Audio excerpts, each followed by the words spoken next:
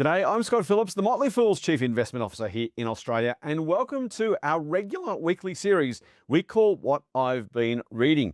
Now, we've got a lot of smart people at the Motley Fool, and they've got a lot of readers as well.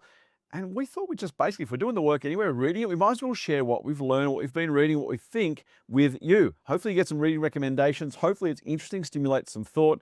Hopefully, you enjoy the conversations that we have in this series. Had a couple already, and today's is with Vincent Wales, Motley Fool analyst. Vincent, g'day. Hello, Scott. How are you? Mate, I'm very, very well. Thank you for joining us, and thank you for sharing your thoughts on, I'm going to say, controversial book is probably not the right phrase. It's certainly been a lightning rod for people who are concerned about the state of our economic world. It is called Broken Money. It's by Lyn Alden. Broken money, again, pretty direct topic. Money is, well, firstly, is money broken? But more importantly, tell me about the book, mate. What is the premise? What did you learn? What does Broken Money tell us? Yep. So as you can see, it's here. It's quite a well-thumbed book that I've been through here. So it's really about what money is. We use it every day, but often we don't really take the time to think about what it is. So the core of the book really is kind of a history of money from money as technology, going all the way back from when we were, in tribal, basically barter, how we move forward to have it backed by a commodity, which was usually gold or sometimes silver.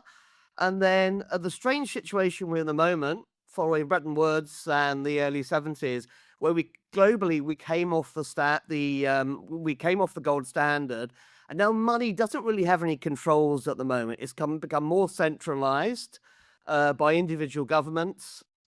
Um, and you can't redeem it for anything. So what tends to happen is debt levels get higher and higher, and it pushes up asset prices. You get asset bubbles, and property prices go up. So really, it's a history of the evolution of money. It's like half of it, and then where does it? I guess where does it go? Where does it go from here? So she has an unusual history. She used to design aircraft flight systems. So Right, she was a system engineer, so she right. very much looks at stuff from a system perspective, technology perspective. Got Mm. trouble saying that.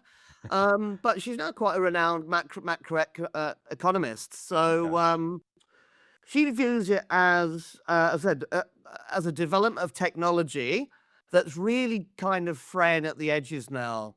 Mm. So the core functions of money are medium of exchange, store of value, unit of account, Mm. and but now it's become made more centralized. It's almost not fit for purpose in some ways, especially in the modern world where we have international trade and we have all these plethora of money across the world, which are really like individual monopolies in each different country, Mm. which is why the US dollar has become so prevalent now. So fiat, which is what we're in at the moment, is really money. It comes from the Latin "make it so," like Jean-Luc Picard, and it means by decree, and it means the government says this is the Mm. money, and currently it's not backed by anything. Mm.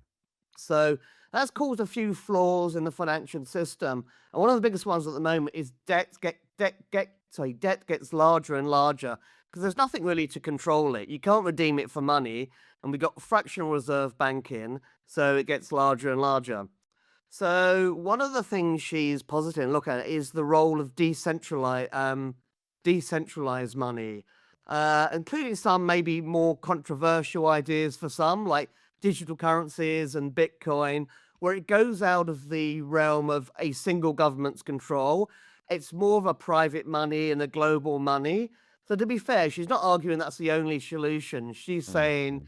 in the future, we're kind of going to have more of a block system, right, where we've got different currencies. We might have central banks having gold.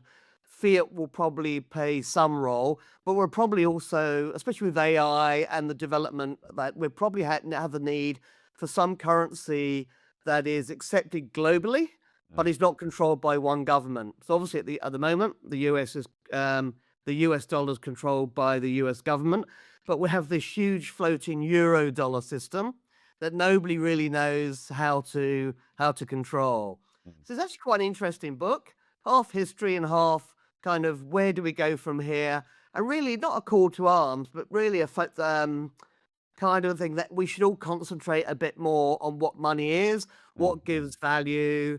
So I guess the key takeaways would be we should probably start thinking globally as people are about how do we fix the system where there are flaws in the financial system. Is there a future when there's not going to be just the US dollar? There's going to be maybe 3 or 4 different currencies that people use and trust. And really, that we're at this unusual status quo now where trade moves at the speed of light. We've got the internet and all that, but we can't settle trades as we used to in Gobble because you can't transfer gold over the internet. So I hope that makes some kind of sense. It's quite technical in some ways, but she does present it in quite an interesting and engaging manner. Lovely, mate. That's awesome. Question for you. Who do you think it's best for? Is it approachable for the average reader? Someone who's interested in money and the financial system? Who should read this book? Yeah, I think one of her strengths is she writes it in quite an engaging and down to earth style without the jargon. Right. Now, I'm not going to lie, the book's about 500 pages long, so it's not a light read on your way to work on the train. But as anyone that has tried to read economic papers and all that, you can get into page 2 and go, what? Even if you're in the industry, you can go, what is it? What's that word? What does that mean? Yeah. So she does write it in down to earth language. Now, some of the concepts are quite technical, but she does go into an accessible style and explain them. Beautiful. I'm going to put that on my reading list, mate. I have to say, it's been one I've heard about for a while. I haven't ever really got to do. So I'm going to put that on my list. I'll try and get into it. Maybe we'll have a chat about it after I've had a read. Thank you for sharing Broken Money with us by Lyn Alden. Vincent, I really appreciated this chat. If you are enjoying these conversations, please make sure you like and subscribe and hit the notification bell. I know everyone says that on YouTube. Here's the thing. If you're liking what we're doing, I assume you want to have more. So that'd be a good thing. If you subscribe to the channel, that's good. If you hit like, other people can find it. If you've liked it, maybe someone else will too.